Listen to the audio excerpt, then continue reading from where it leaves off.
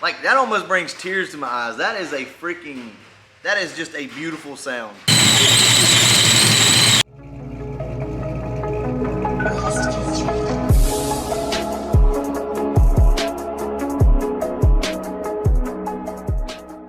All right, we got Memphis running the camera for us. I want to show you guys exactly what I was talking about with how you have to adjust your tensioner. It's really easy to do, but you do have to loosen your pulley first. And since we have to take this belt off, I might as well go ahead and show you guys. So just real simple, loosen it up like that so that the nut's free. 10 millimeter.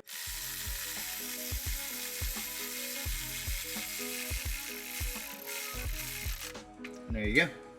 All right, I'm gonna go ahead and pull this belt off. Like I said, you can see that this thing's too small of a belt. We had to kind of force it on, so that's not really a good thing. You're not getting enough belt wrap with this. So let me go ahead and get this belt off, and I'm gonna change the pulley out, and then also put this new pulley on right here. All right, so we got our new Cobra pulley on, and man, that made a huge difference. Obviously, we gotta have a shorter belt, because as you can see, that belt right there is right on top of the other belt, or the other part of the belt, I should say. This is what I had to do to make this clear. As you can see, guys, it is freaking down to the wire. Check this out.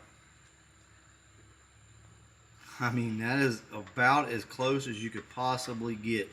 And to get to that point, as you can see, we had to add some washers down here on top of the spacer. So I just went ahead and put those on the back, and we should be good there. And that should get everything to clear. All right, so I went to the auto parts store and got an inch, it's a little over an inch shorter belt than what we're running right here. So this is the belt that we're currently running. The only aftermarket pulley that this car has is the 93 Cobra water pump pulley. So this is the belt that we're going to try. So I'll let you know if this works or not. The 10 rib setup with the Renegade brackets changes everything, especially if you're trying to run a stock fan. Me personally, like I said now, guys, I like to run the stock fan because they cool really good if they work correctly. If the clutch isn't worn out in them, they work really good.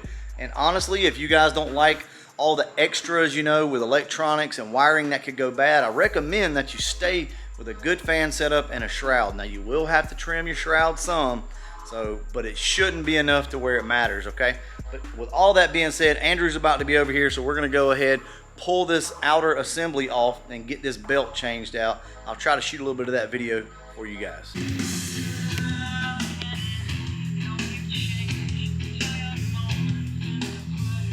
To make this as easy as possible, to replace your inner belt, so obviously you have to take your supercharger belt off, and then I'm going to try to take this spacer out right here, and then the spacer out that's down here. Only these two.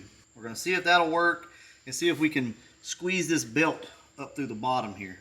Just to show you guys, I'm just going to let the spacer fall, but so that's how this stuff works. See, the ratchet wrenches will really help you out right here because you don't have much space.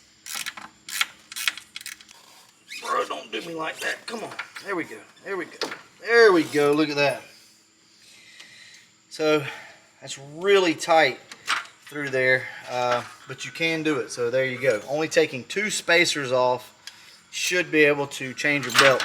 As you can see, everything's extremely tight in here. I'm already bending up the fins on my radiator. I need to pull it out, but I wanted to see if this could be done with the radiator in the car. So let's go ahead and see if we can feed that belt up through here. And if you guys can't see what I'm doing, I'm flipping the belt up on end like this and slipping it up behind this bracket here. Come on. Come on. There we go, baby. So I know you couldn't see that, but there again, if you have to change your inner belt, all you have to do is take off your supercharger belt, and it's going to be aggravating with the fan on, I'm not going to lie to you, but a lot of you guys have got an electric fan anyway. So now let's see if we can get these spacers back in. I'll catch back up with you guys in just a second. Okay, Andrew, smile for the camera. No, Andrew, okay, he's in a bad mood. I'm just... Okay, so look, everything seems to be working. This is really tight right here, but it can be done. It's not that bad, but it's just really, really tight, and you have to notch everything to get pulleys to clear and stuff like that. So we'll come in and we'll clean this up a little later, but for right now, this is what it takes just to make everything clear. And remember, that's with some extra spacers down here as well on top of, or some washers, I should say. Spacers. Well, you got the spacer and now you got washers on top of that. So that's what it takes to clear. Yeah. Guys, I want you to see the smile that he has on his face. This is a happy joker, right? So now we are about to tap the oil pan. Actually, I've already popped a hole in it. Let's see if I can, there we go. So I've already put a hole in the oil pan with just a small little punch. And now we're gonna start stepping this thing up. So if you look right here, you can see this ring. And what that is a washer where I actually welded onto the old oil pan. Because like I said, this is the one that's off the Calypso originally. So what we're gonna do is start stepping everything up. I'm gonna go ahead and grind some of this paint off from right here because you don't wanna play around with paint chips and stuff like that getting in the oil pan. This is already bad enough having to do this and then tap the hole. So you don't wanna run the extra risk of paint chips getting in there. So just go ahead, don't worry about it. Sand it off because you'll be better off if you'll go ahead and do that. So that's what we're gonna do now. But now you can see that spot that I fixed before, and it worked out really good, but we're just gonna go right to the side of it. If I would have known that we were gonna do this, I would have just screwed a plug in it, but I didn't realize that we would go with this type setup. So let me show you the tools, like as far as what you're gonna need to get started here. You're gonna need some type of sharp punch like this, and gradually get bigger. What you wanna do is make it so that this will fit. This is a plumb bob, if you guys don't know. You just want enough of a hole to where you can get this started and then push up to about this tape mark that I've put in. I've used this thing 2 or 3 times already to tap holes. You're gonna come in with this tap here and you're gonna thread everything. And then you're just gonna screw this in and pop your drain line on. It's pretty simple, guys. Don't overthink it. Just be careful, put plenty of grease on. When you start the tapping process with this, make sure that you use plenty of grease on this thing. Coat it down with thick, heavy grease. And what that'll do is keep all of your metal shavings hopefully attached to the grease. You pull it out, clean it off, and go back again. Like, you want to check it every couple of rounds and clean it off, because trust me, yes, it can be as bad as you're thinking. I'll try to set the camera up so you guys can see a little bit of what's going on here.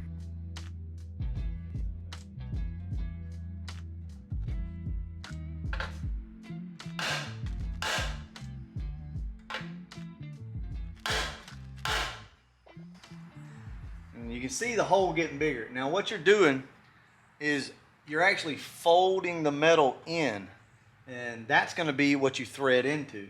Because, I know you're probably thinking, well, this oil pan is paper thin, like how are you going to get threads? It's because you're folding it in. You can't drill the hole, you literally have to fold it in. So this won't take very long. Just keep banging away.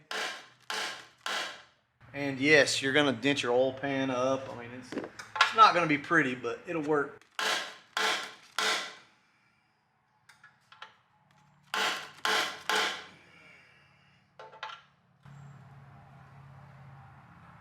We're actually getting pretty close. That may even work. So as you can see, this tap is tapered slightly at the end. So if you can get the end of it to start, typically you're in good shape. Once you get it started, you should be able to go ahead and start to screw this thing in, and it'll go ahead and force the inside of your oil pan kind of like this, right? And that's all you need. You got to remember, there's really no pressure on this. This is it's just for this drain right here. So the drain's just going to pop in, and it's just going to release oil from the supercharger. So as you can see, the metal is rolled in. So that's what you're going to be tapping.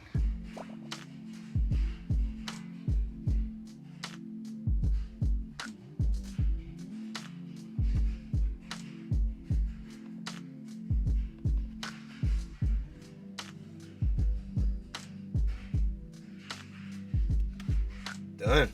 So as you can see, Matt over at Leach Motorsports went ahead and made me a startup tune. This is not something that we're probably even going to drive the car around with. We're going to do some data logs, starting the car up, see how rich it is, see how lean it is.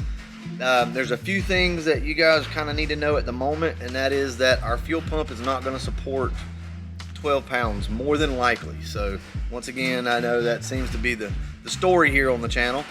But we didn't anticipate running that much boost. But that actually works out good because it gives us time to learn the car, make sure that we don't have any leaks, get the tune right, all of that stuff. And as a matter of fact, I didn't even gap the plugs. So the plugs are still sitting at like 35 thousandths. That way, if we accidentally get into too much boost in testing, it'll just blow the spark out. But with that being said, I think it's time we go ahead and try to start the car up, and then I'll show you all the other little things that we did.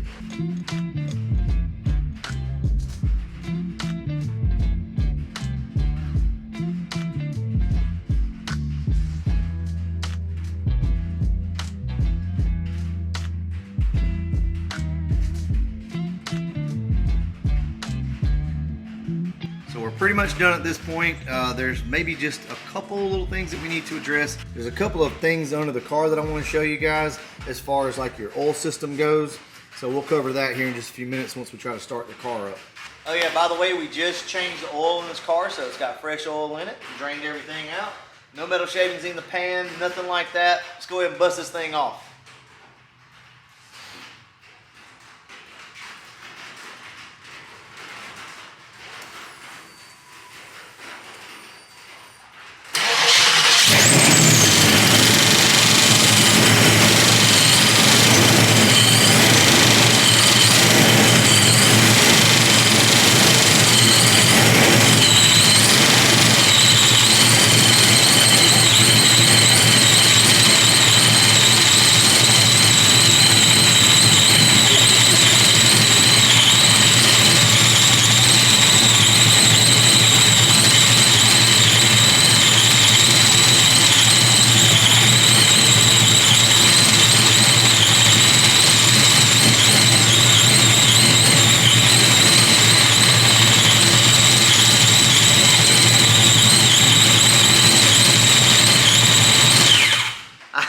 Wow, that is way louder than I thought. And as you can see, the expression on my face, I love it. That is freaking nasty, guys.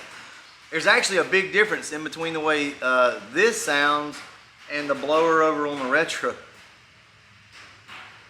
Like, that almost brings tears to my eyes. That is just a beautiful sound. Oh, shit.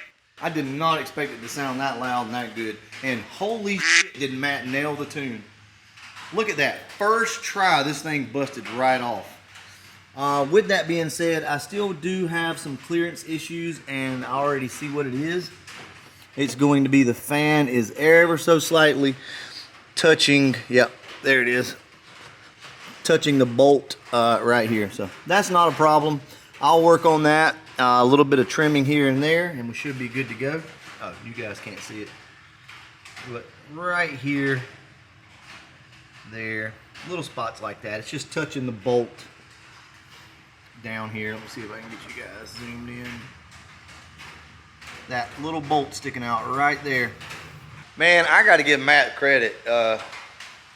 Guys, if you need a tune, I know they're super busy right now, but go over and check out Matt at Leach Motorsports. You got Matt, Cody, David. They're all over there. Guys, I'm telling you, they're really good at what they do. I don't know if he can save this one from the boost that we're going to throw at it, but I trust him with it. And you guys go over and check out Leach Motorsports. So as you can see, we do have a little leak here, and I assume it's coming from right up here. So we'll have to fix that. But this is what my setup looks like underneath. So this is my oil feed setup. We have a long nipple right here. Sorry, I know it's not in focus, but I can't do much about it, guys. Long nipple here, and our T right here. Here's a 90 and then a 45. Sorry guys, I'm gonna go ahead and wrap this one up. As you can hear, it's raining really bad. I'll catch you in the next one. Hopefully we'll be driving this car. And as always, thanks for watching.